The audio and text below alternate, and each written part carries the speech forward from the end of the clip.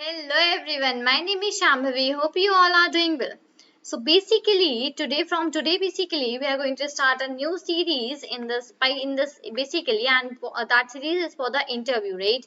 So from today onwards, I'll be letting you know that basically what type of questions are frequently asked in the interviews, in the Python interviews which you go to give, right?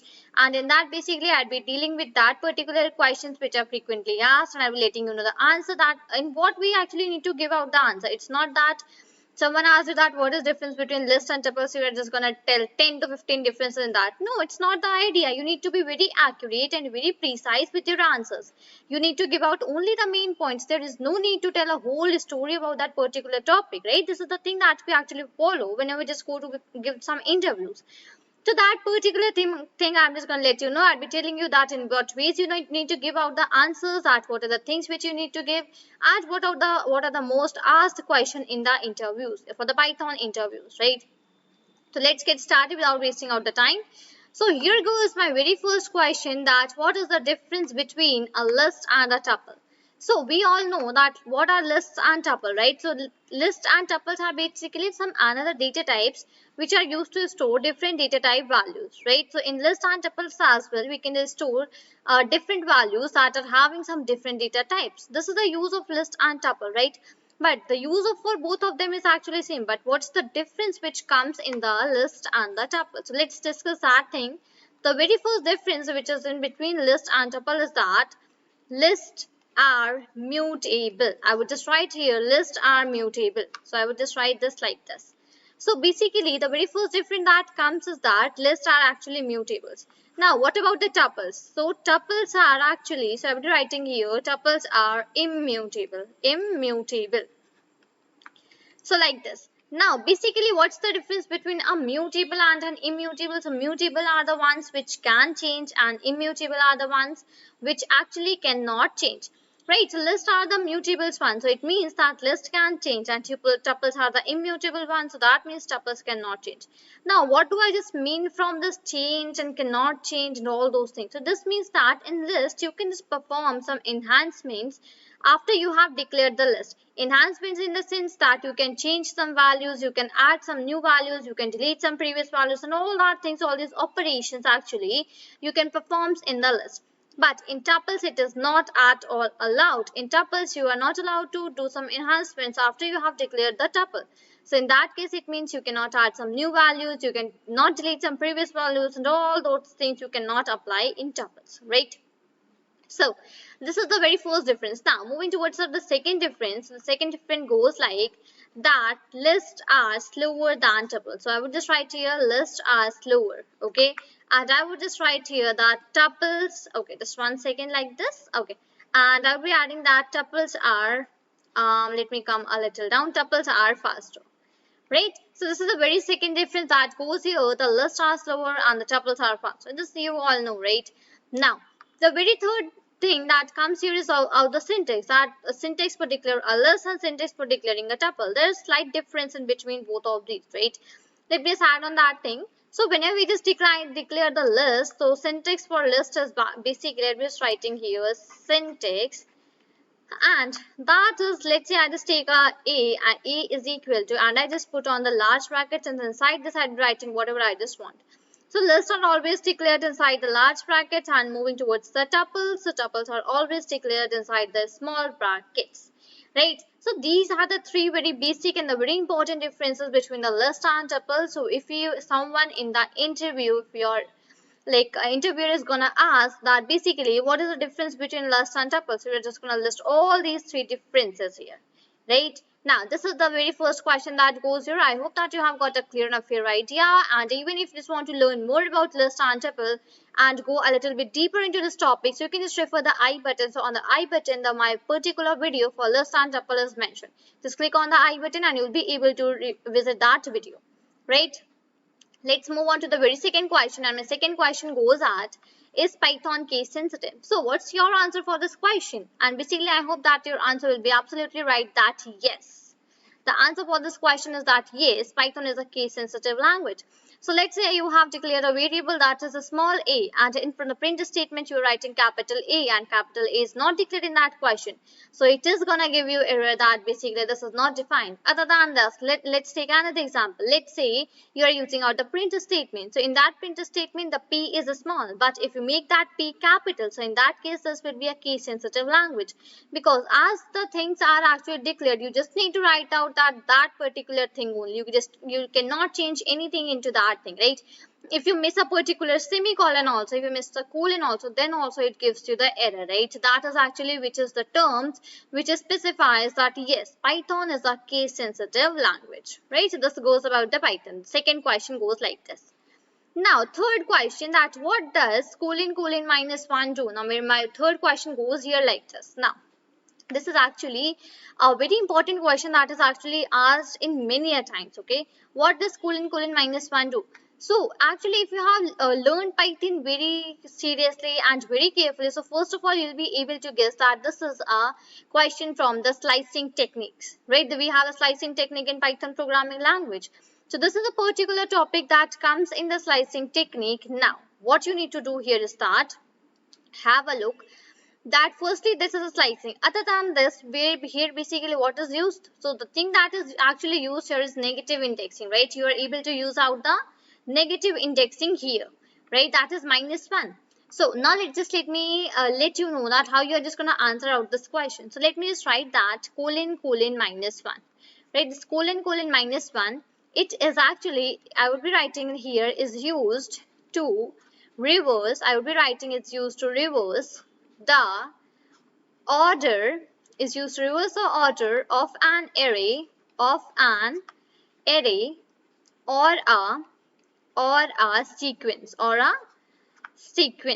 right? Now basically here what I just meant from this used to reverse the order of an array or a sequence, if you have just understood about, like you have learned about the string slicing. So in the string slicing, if we just write colon colon -1, so what does that actually results to us? That actually results to us the reverse of the array, right? That actually results us, if you just want to print out the reverse of an array, we just write this colon colon -1. But why I am not referring to particular strings here? Because I am not given anything that here I have taken a string, I have taken an array, I have taken a list, what actually I have taken, right?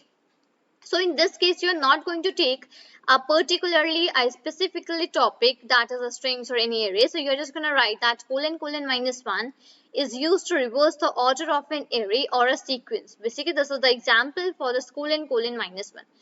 Now, if someone asks you to write out a program to use this colon colon -1, then in that case, basically what you're going to use. So in that case, basically you are just going to write a program. Okay. So for that, basically you can just use out the program for the string slicing, for an array or anything you can just write here. So let me just take out the example. Let me just take out the program for the array here. Okay. So okay, just 1 second. Let me firstly close out this thing. And let me take this question a little bit more down. Fine. So if you are asked to write out the program, the very first thing is that you're just going to use the array, right? So for that, using out that thing, you need to write import array as ARR. Let's say this is the array which we have imported here, and ARR is a short form which we have given to this particular array. Right, other than this, I need to take a variable. So I would always refer you to take some meaningful variables, to not just take A, B, C, D, something like this. No, do not do that thing. Actually, just take a particular variable, a meaningful variable that is actually referring that, okay, what are you actually storing into this variable, which refers that, okay? So I'll be just taking out the variable. Let's say that variable is, I'll be, let's say, taking that array, okay? So let's say my variable name would be dec_array. Okay, so that is actually my declared array. Okay, dec_array. Other than this, I'll be writing here the short form, that is ARR dot. I'll be using the array, and here I'll be declaring some array. Let's say, okay, so let's say my array goes here like this. I'm just writing here the array that is, let's say, 1, 2, 3, 4, 5. Okay, and I'll be closing out the bracket, and just let me move this side so that I can just close out this as well right here. Fine. So this is actually, I just mentioned the things, right? I just took a variable and in that I just stored a array. And after that, what I just need to do is that I have to use out the variable that I have taken, that is declared underscore array, and I have just put out the this like this, and I have just put out the colon -1. Okay, I would just write it like this. Now, this is actually how you just do it. Now when you're just going to reverse your array, so in that case you'll be getting the output as array, and in the bracket you'll be getting 5 4 3 2 1. Okay, first of all this I would be present, other than that you'll be getting 5 4 3 2 1. So your all the numbers which you are having here, all of these things would be reversed. So this is the use of colon -1. Okay, if someone specifically asks to you that okay, you need to perform this colon -1 in a string. So in that case, basically you can just refer to a particular string, and then you can just take a string and use out the example for that. But if anything is not at all specified, so you are just going to answer that this is used to reverse the order of an array or a sequence, right? And if the solution is asked to you, so you are just going to write out this program. Other than this, what I just can write here is that I will just writing colon -1. Okay, so I'm just writing this reprints are reversed copy. This represents a reversed copy of ordered. This reprints a reversed copy of ordered data structures of ordered data structures, such as an array, as an array or a list, and comma, the original array or list remains unchanged. Okay, that's the main thing. So I'm just writing here the original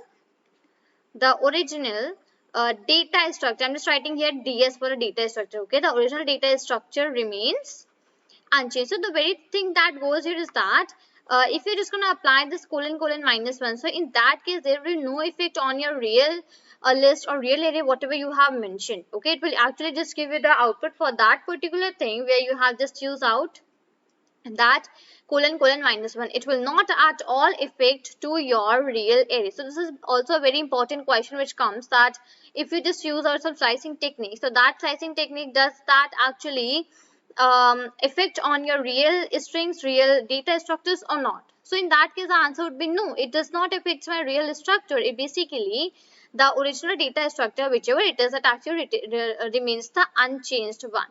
Okay, this is the answer for this particular question.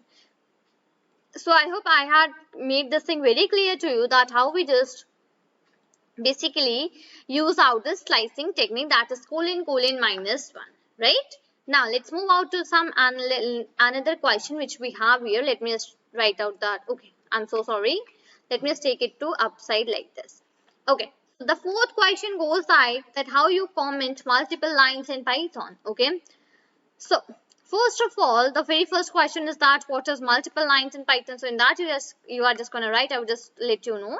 So I'll be writing here multi-line comments. I'll be writing here multi-line comments appear in more than multi-line comments appear in more than one line. Okay, so the multiple line comment as actually that basically just when you just want to comment multiple lines at one particular go. Okay, when you just want to comment multiple lines at one particular go, so in that case this multi-line comment is actually used. Okay, now we all know that comment is actually made in Python programming language whenever we just put the sign, that is hash, right? When we just put out the sign, that is hash. So we just put out this hash for commenting a particular line. Okay, so I can just write here that hash is a symbol. Hash is a symbol which is used to comment multiple lines, I can just say. It is multiple or it is single, that depends on that how much number of lines you want to comment. This hash works on one as well, and it works on basically n number of lines as well, right? So I can just write that hash is symbol which is used to comment lines. Now, how to comment multiple lines in Python? So in that, basically, we have a short trick that actually applies. So what you just need to do is that you need to, first of all, so the short trick, let me just write out that short trick here as well. So I'm just writing here that basically shortcut method. I just write that shortcut, right? So the for shortcut method, what you can just use is that you can just select out all the lines which you are having, right? You can just select out all of the lines which you are having, and then what you just need to do is that you need to do control plus and backslash. Okay, just with the help of your mouse and your cursor, just comment, just select out all the lines which you want to comment, and after that just simply use out control and backslash, which is just present at the other side of the shift. Okay, so just do that thing, and this is the shortcut for commenting multiple lines in Python programming. So how to comment multiple lines? So this is the answer, that you can just select all the lines which you want to comment with the help of the right click and your like iPad, whichever you're just using, or mouse, whatever you're just using. And other than that, just simply use control plus backslash, and that will comment all of your lines. Okay. Now, my very last question, which is what are negative indexes and why are they used? So the answer for this question is basically, so first of all, understand out the question that what are negative indexes and why are they used. So the question goes that basically why we just use out the negative indexing and what is negative indexing. Okay, so in that case you can just write out the answer like this, that basically sequence in Python are indexed in the positive and the indexing numbers. Okay, basically the sequence in Python are indexed, and it basically consists of the positive indexing as well as the negative indexing, right? So let's first of all discuss about the positive indexing here. So I'll be writing here positive indexing. Now positive indexing, in positive indexing what happens, it basically starts from the 0th index, right? We basically go from the 0th index up to the nth index, whatever you just having into your string, right? So positive indexing is basically starting from the 0th index, and then it basically the first index is your 0 index, and second is your second index is your 1, third index is your 2, and it goes on like this, right? Basically it follows up this procedure. So it is about the positive indexing. Now what about my negative one? So I'll be just writing here negative indexing. Negative indexing. So my negative indexing is actually, negative indexing start from -1. Okay, -1. One more thing regarding the positive indexing, that positive indexing is always stand from left towards the right direction. So this is left towards the right like this, right? And negative indexing is always stand from right towards the left, right towards the left like this. This means reverse of your data structure, whatever you are just using. Right, so negative indexing starts from -1, then -2, and up to -n, whatever the number of things you are having. So in positive indexing, it starts from the 0th index, but in negative indexing, it starts from the first index, -1 index, right? Now, firstly, it will be -1, then -2, then -3, -4. So let me just draw one diagram like this here, and let's say here we are having some characters, let's say A, B, C, D, E, F, G. Let's say these are the things, right? So positive will be 1, 2, 3, 4, 5, 6, 5, 6 like this. Okay, just let me come down so that it's properly visible. It would be like this. And if you're using negatives, it will be -1, -2, -3, -4, -5, -6, -7. It goes on like this. Fine. So this is the very one between the negative and the positive indexing. That's how we just do. Now, what's the use of the negative indexing? Why we just use it, right? I'll be giving you the answer for that question. The use of negative index, negative index is to remove remove any new okay, basically the use of negative index is to remove any new line spaces from the string. Okay, from the string. Very first use of the negative indexing is that it is used to remove any new line spaces from the string. Okay, and basically and allows the string allows the strings to basically accept, and allow the string to accept the last character Last character, just let me come down.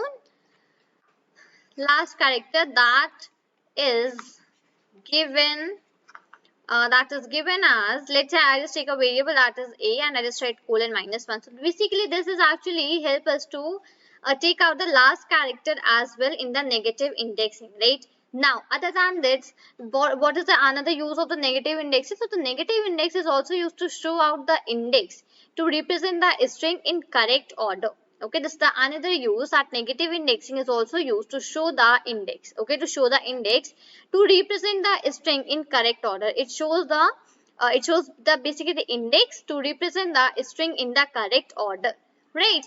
So this is basically this is the use of the negative indexes. And what are negative indexes, that I have already told you, and this is the use of the negative indexes. So these were some 5 questions that we have discussed today in the very first part of this Python interview series. The very first question was just one more thing, that basically okay, so the very first question, first let me discuss that, I will let you know afterwards. Fine, so very first question goes that what is the difference between list and tuples and Python, right? Second question goes that is Python case sensitive. Third one goes that what does colon colon -1 do? Fourth one is how to comment multiple lines in Python. And the fifth one goes what are negative indexes and why are they used? And if you just want to get more detail about the negative indexes, so in that case you can just click on the above I button and you will be redirected to the particular video where I have explained about the negative indexes in a very detail, right? So just click on that if you just want to get a more detail about the negative indexing. So these were the 5 questions that we have discussed today. I hope you have enjoyed these questions, and you have even got a lot of things to learn, a lot of new things to learn, and like procedure that how to answer the questions in the Python interviews. We'll be coming up with these types of questions in the next videos as well. So this is all for this video. Till then, thank you and take care.